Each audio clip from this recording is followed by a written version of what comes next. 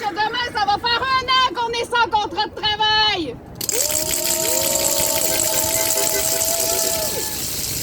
On espère que Mme Lebel va nous faire un offre qui a du bon sens ce soir.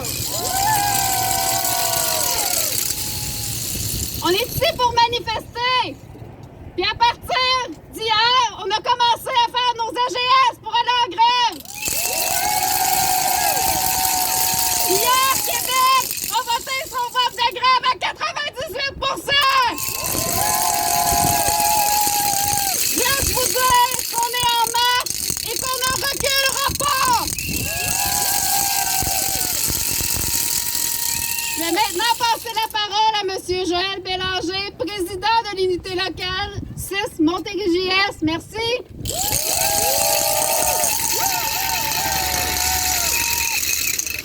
Bonjour tout le monde. Merci beaucoup d'être là aujourd'hui. Des gens d'un peu partout au Québec, la Montérégie, la Naudière, Montréal, Laval. Merci beaucoup d'être venus nous supporter aujourd'hui.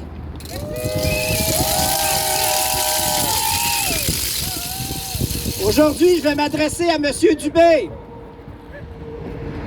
Monsieur Dubé, on est devant votre bureau! Monsieur Dubé, êtes-vous là? Parce que nous autres, on est ici!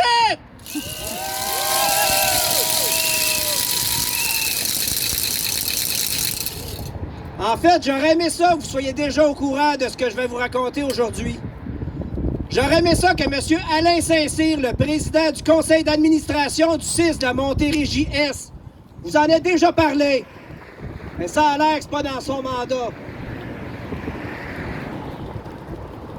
Je vous dis ça, M. Dubé, parce que je suis allé à la séance du conseil d'administration du 15 mars. D'ailleurs, j'ai une question pour vous, M. Dubé. C'est quoi le mandat d'administrateur au conseil d'administration? Parce que pour moi, c'est pas clair.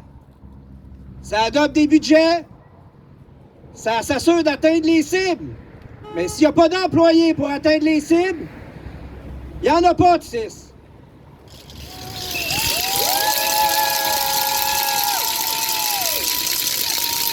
Pour M. Saint-Cyr, c'était pas un problème. Ça va pas l'air si grave que ça.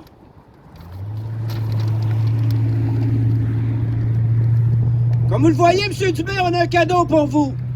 C'est le mur de la surcharge. Vous pourrez venir le voir quand vous serez ici. Ça, c'est des témoignages de vos anges gardiens. M. Dubé, j'en ai parlé de ça à M. Saint-Cyr, la surcharge, vécue par les employés du 6 de la Montérégie-Est, mais aussi de partout. J'ai donné des statistiques, M. Dubé. Pour l'année 2019-2020, il y a eu 300 employés du 6 de la Montérégie-Est qui ont été absents pour cause de maladie en lien avec la santé mentale, probablement reliée à la surcharge. Pour 2021, c'était 290 employés. Ça, c'est des données qui ont été disponibles jusqu'au 18 décembre 2020. Ça, c'est que pour la catégorie 4. Pour 3400 employés, ça fait à peu près 10 10 c'est énorme. Ça, c'est seulement ceux qui vont rencontrer le médecin qui dénonce la surcharge. Parce que en théorie, il y en a beaucoup plus que ça. Vos employés sont à bout, sont au bout du rouleau. Quand je regarde les données avec les employés COVID de la première vague, dans la première vague, il y avait 292 employés absents du 6 de la Montérégie-Est. Ça, c'est pour 13 000 employés. Ça, ces données-là, vous en parliez à tous les jours dans les médias. Jamais vous parlez des employés qui sont absents à cause de la santé mentale, qui vivent une surcharge à cause de vous.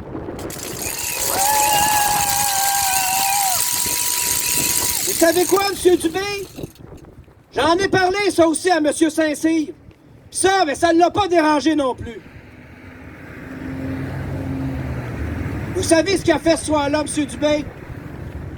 Ce soir-là, il a été mis au courant, M. Saint-Cyr, qu'il y avait un manque de personnel dans les programmes adultes santé mentale dépendance. Il manquait au moins 7 employés dans la région de Longueuil. Il a demandé à la gestionnaire qu'est-ce qu'elle allait faire pour corriger le problème. Elle a dit « J'ai ça à l'œil, je m'en occupe. » M. Dubé, juste pour vous dire que M. Saint-Cyr, il a dit « C'est correct, c'est beau, on vous fait confiance. » Est-ce que vous savez, M. Dubé, ce qu'elle va faire, la gestionnaire? Elle va prendre les dossiers en attente, puis elle va les refiler aux employés qui demeurent, qui sont encore au travail, qui sont aussi surchargés.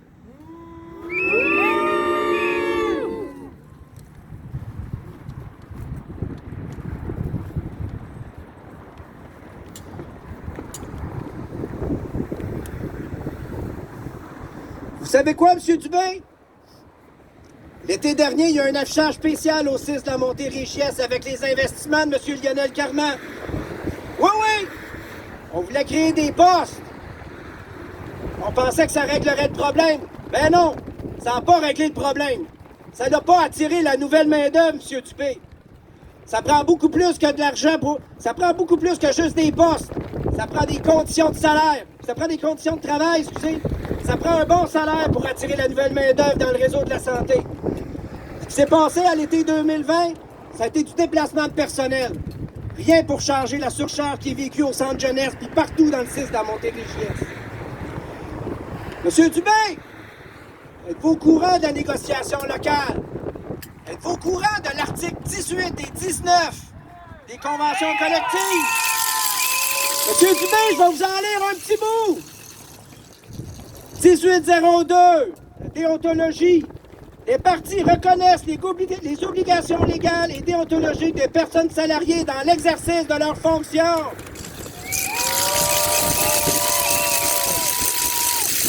1902, M. Dubé, 1902. L'employeur respecte le jugement professionnel de la personne salariée, laquelle exerce son autonomie professionnelle.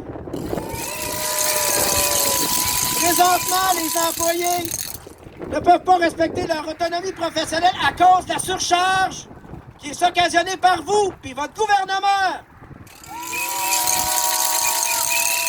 Monsieur Dubé, vous devriez dire à vos collègues de consulter les syndicats, de consulter les employés avant d'injecter des millions de dollars. Ça fonctionne pas, ça prend plus que ça. Monsieur Dubé, je sais que je n'êtes pas ici aujourd'hui, je sais que vous êtes à Québec.